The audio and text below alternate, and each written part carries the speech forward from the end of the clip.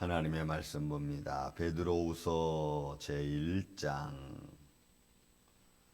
12절로부터 21절까지 있는 말씀을 교독하겠습니다. 베드로후서 1장 12절로부터 21절. 그러므로 너희가 이것을 알고 이미 있는 진리에 서 있으나 내가 항상 너희에게 생각나게 하려 하노라.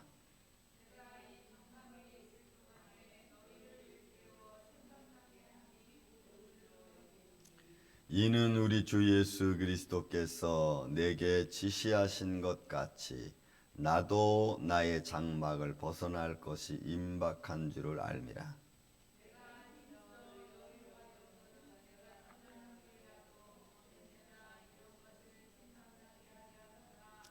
우리 주 예수 그리스도의 능력과 강림하심을 너희에게 알게 한 것이 교묘히 만든 이야기를 따른 것이 아니요 우리는 그의 크신 위엄을 친히 본 자라.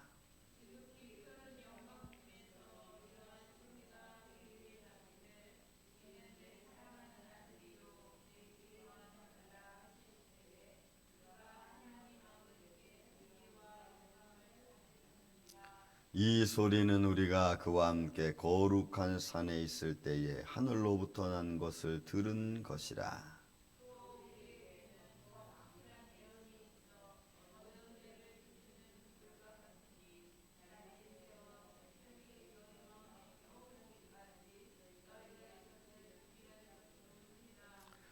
먼저 알 것은 성경의 모든 예언은 사사로이 풀 것이 아니니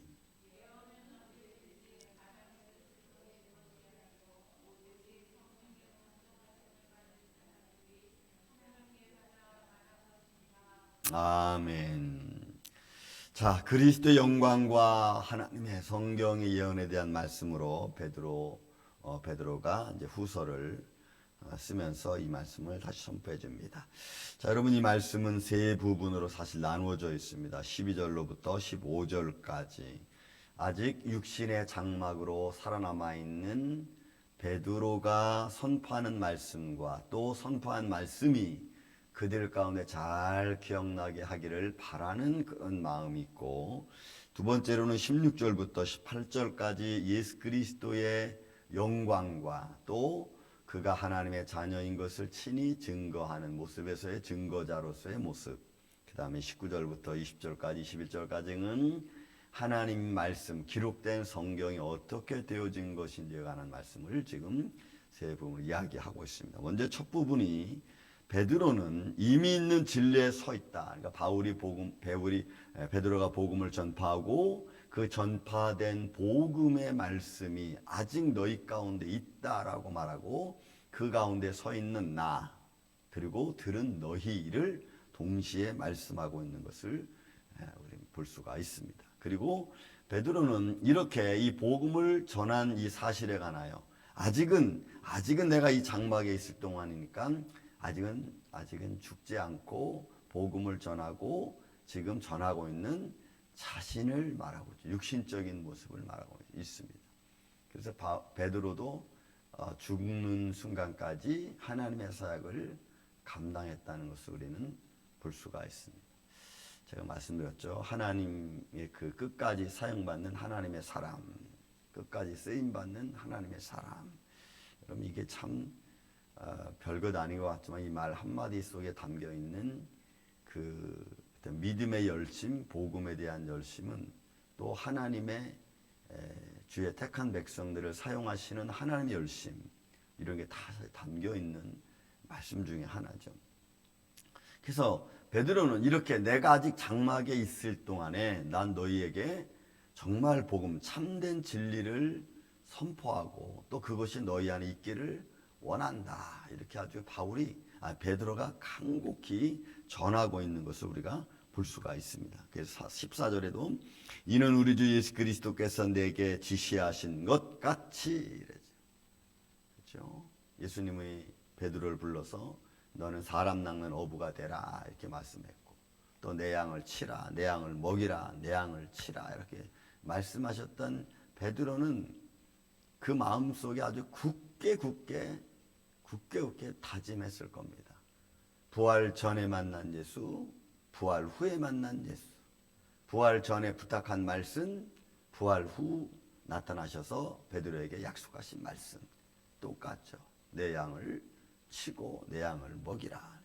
그러니까 베드로는 여기에 최선을 다하는 거죠. 그리고 내가 아직 장막이 이제 죽을 날이 가까이 오고 있지만 내가 아직 장막에 남아있는 동안에 이런 모습이 너희 안에 있기를 원한다는 것도 당부하고 있는 것을 우리가 보게 됩니다. 그리고 이렇게 본인이 당부하는 가장 큰 이유 중에 하나는 16절부터 우리 18절까지 나와 있는 그가 친히 예수 그리스도의 영광을 보았기 때문이라. 그래서 여러분, 우리는 복음을 내가 전한다, 혹은 내가 증거한다, 내가 그리스도인이다, 아니면 내가 영적인 직분을 맡았다라고 할 때는 그 사실에 관하여 내가 믿음으로 확신을 가져야 됩니다. 왜냐하면 여러분, 세상에는 여러 가지 교훈이 얼마나 많습니까? 절대로 여러분, 우리 믿음의 사람들은 하나 꼭 겸손하며 잊지 말아야 될 것 중에 하나, 세상은 다 나보다 잘났습니다. 나보다 못난 사람이 없어요. 그렇죠? 여러분, 세상에 나가서 내가 잘난 척 한다고 세상이 나를 받아줍니까? 안 받아줘. 왜? 그들은 나보다 더 많이 잘난 척 하는 사람들이 많기 때문에. 그래서 우리는 무엇에 그러면 근거를 갖고 내가 잘났든 못났든 굳게 설 수 있는 게 뭐냐, 나를 굳게 세워줄 수 있는 게 뭐냐. 우리 믿음의 사람들은, 우리 그리스도인들은 여러분, 하나님을 분명히 보고 믿는 확신 가운데 거하는 것밖에 없어요. 그것이 내 일생을 붙들어 줄 수 있습니다. 저도 그래요. 저도 뭐 어디 가서 뭘 한들 절대로 잘난 척 하려고 하는 말 같은 거 여러분 안 합니다. 하나님이 높여주면 그냥 높아지는 거고, 또 하나님이 낮추시면 낮춰지는 거예요. 그래서 저도 어떨 때는 하나님이 날 높여서 사람들 앞에서 좋게 보일 때도 있고, 어떨 때는 사람들 앞에서 참 치푸하게 보이게 만들 때도 있고, 그러면 그렇게 가는 거예요. 다만 이렇게 되든 저렇게 되든 높든 낮든 내 마음의 중심은 딱 잡혀져 있는 거죠. 이런 베드로가 지금 그런 거예요. 보세요. 우리 주 예수 그리스도의 능력과 강림하심을 너에게 알게 한 것이 교묘히 만든 이야기에 따른 것이 아니라 그랬어요. 그러니까 지금 베드로 시대에도 그리스도의 복음을 반대하고 교묘히 바꾸는 사람들이 있었다는 거죠. 그러니까 베드로가 이렇게 하나님의 크신 능력, 그리스도의 크신 능력과 크신 강림하심에 대하여 교묘히 사람들에게, 그러니까 말씀도 바꾸고 재림도 바꾸면서 교묘하게 얘기하는 자들이 많았다는 거예요. 그러면 베드로가 그런 사실에 관하여 증거할 수 있는 게 뭡니까? 예수님을 다시 끌어내릴 수도 없고 빨리 예수님의 재림을 그들한테 보여줄 수는 없는 거예요. 그러니까 베드로는 이런 사실에 관하여 분명히 말하죠. 말하는 것이 뭐냐면, 우리는 그의 크신 위엄을 친히 본 자라라고 확신해. 내가 사도고 나는 그걸 보았다. 나는 예수도 함께 다닌 데다. 이것밖에는 증거할 게 없는 거예요. 그럼 베드로 혼자 그렇게 얘기하는 겁니까? 그건 아니죠. 주위에서도 이 사람 베드로는 예수 그리스도 함께 다녔던 사람입니다 라고 증거해주면 주위에서 또 듣던 사람들 그렇구나, 그러면 좀 믿을만 하지, 뭐 이렇게 되는 거죠. 그러니까 복음이 능력 가운데서 성령의 은혜로 임하여서 그것이 믿음으로 딱 정착하기 전까지는 세상의 이 사사로운 교훈들이 얼마나 많은지 몰라요. 그래서 내가 전하는 말을 바꾸고, 또 내가 외치는 하나님의 능력을 또 교묘하게 다른 걸로 바꿔가는 이 세상의 논리, 여러분 너무 많아요. 너무너무 많은 거예요.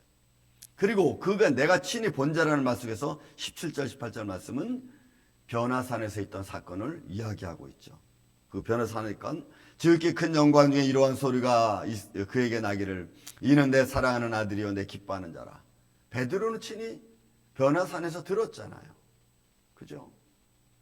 모세와 엘리야와 예수님의 영광 중에 있었고, 그렇죠? 베드로와 요한과 야곱이 있었을 때에 변화산에서 있었던 이 놀라운 사건, 베드로는 봤어요. 그리고 잊지 않은 거예요.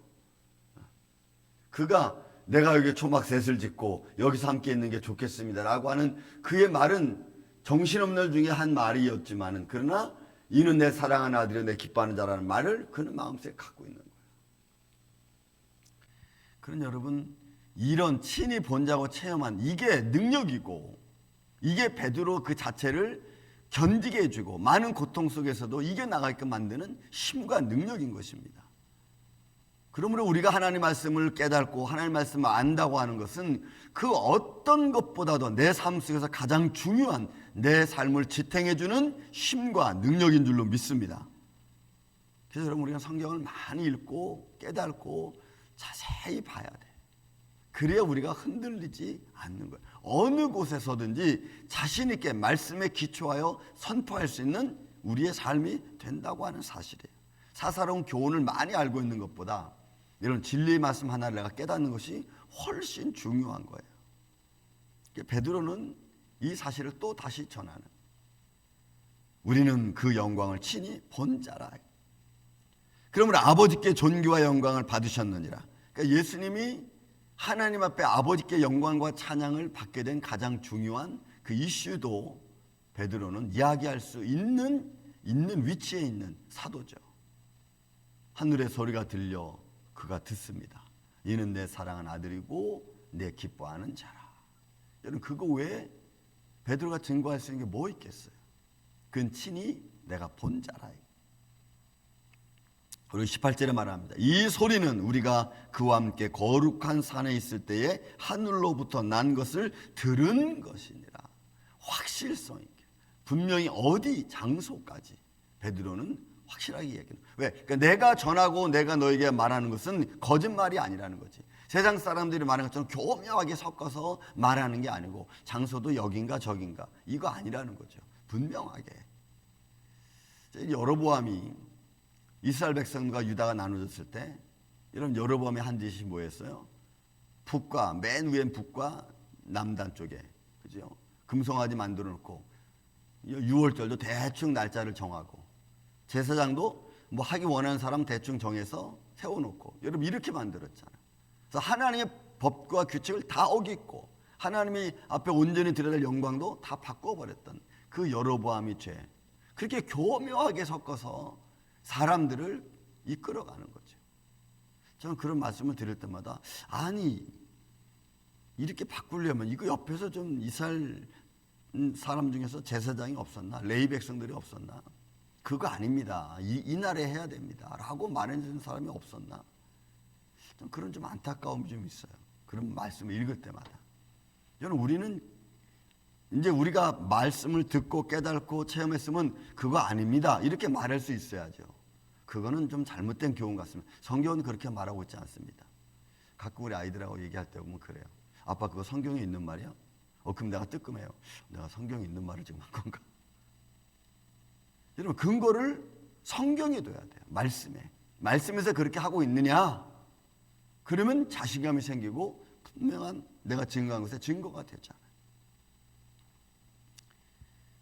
베드로는 분명히 얘기하는 겁니다. 우리가 그와 함께, 예수와 함께 거룩한 산에 있을 때 우리가 들은 거다. 친히 들은 거다.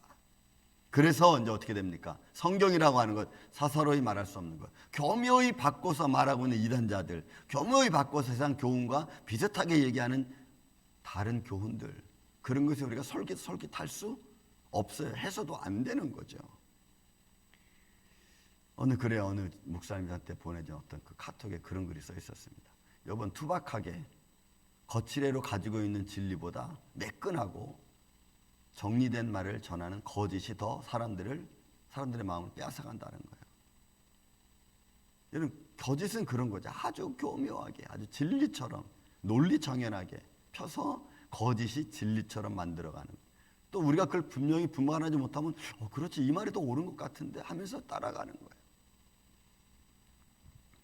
보세요. 또 우리에게 더 확실한 예언이 있어서 더 어두운 데를 비추는 등불과 같으니 이 날이 새어 샛별이 너희 마음에 떠오르기까지. 그러니까 여러분, 이건 재림하실 예수 그리스도, 또 그리스도의 영광이 그의 가운데 임하는 것을 지금 베드로가 이렇게 표현하고 있는 거죠.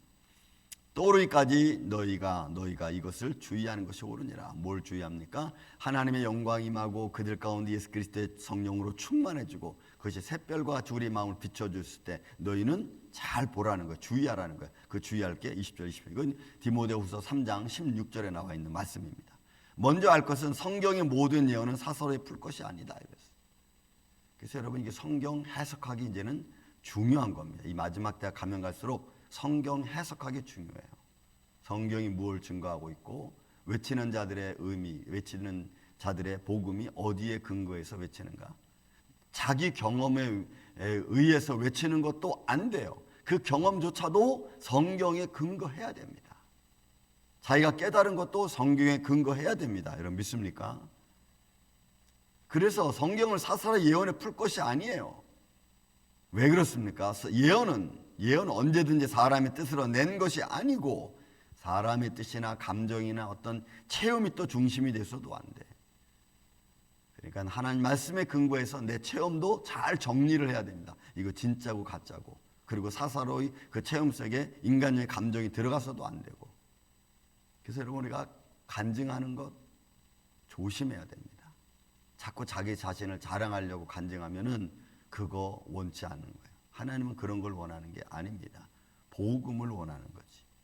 그래서 예언 언제든지 사람의 뜻으로 낸 것이 아니요 오직 성령의 감동하심을 받은 사람들이 하나님께 받아. 여러분 보세요.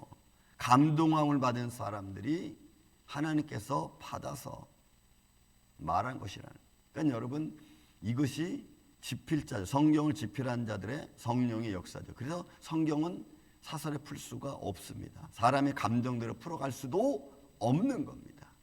감정이 주가 돼서도 안 되고 항상 말씀이 근거가 돼서 성령의 깨달음과 인도하심을 받아 선포해야 되고 그리고 그 안에서 우리가 자라가야 되는 거예요. 이것이 믿음을 가진 사람들의 분명한 모습입니다. 그래야 우리가 교묘히 전하는 말들에 휘둘리지 않아.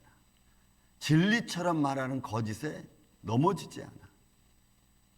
그래서 여러분 우리 교회는 온 성도들이 이렇게 믿음에 굳게 서기를 저는 예수님의 이름으로 축원을 드립니다. 사사로운 교훈들을 그건 아닙니다. 또 아니라고 분명히 말할 수 있는 그리스도인들이 우리가 돼야 돼요. 아니라고 얘기할 수 있는 그리스도인. 이것도 흥 저것도 흥 그럴 수 없어요.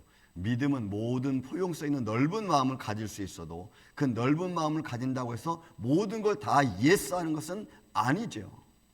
다 포용 가운데 두면서도 진리의 순서대로 잘 분별해 갈 수 있는 믿음의 사람, 오늘 이 시대에 필요한 하나님의 일꾼들입니다. 우리 임마누엘교회는 이런 믿음의 일꾼들로 여러분들 굳게 서서 우리의 삶을 잘 정리해가고 복음의 믿음의 사람으로 증거할 수 있는 우리 인생이 되기를 예수님의 이름으로 축원을 드립니다. 사랑과